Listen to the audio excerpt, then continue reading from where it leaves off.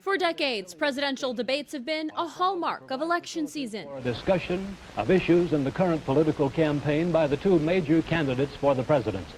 With televised matchups taking place each cycle, going back to 1976. Mr. President, I'd like to explore a little more deeply our relationship with the Russians. This time, it's not clear any debates will happen between Donald Trump and Joe Biden.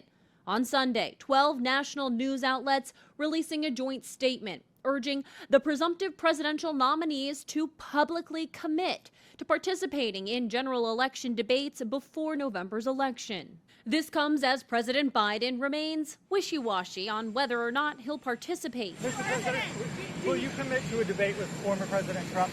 It depends on his behavior. When you don't participate, you take a major risk. And that risk is you look like you're afraid to bring up your ideas against your opponent. Trump, meanwhile, repeatedly challenging Biden. It's time for crooked Joe Biden, the worst president in the history of the United States, and I to debate. We owe it to our country. We owe it to all Americans. Debates generally are a risk for the frontrunner. Donald Trump lost last time. And so he has to catch up some ground, even though he is leading in some of the polls. He's going to try to make Joe Biden look weak and old. This has been part of his message. Trump also hasn't publicly committed to any debates, which are already scheduled. The first set for September 16th in San Marcos, Texas. The second, October 1st in Petersburg, Virginia. And the third, October 9th in Salt Lake City, Utah.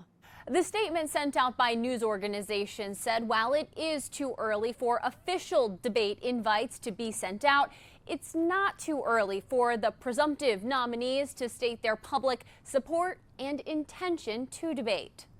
I'm Kayla Gaskins reporting.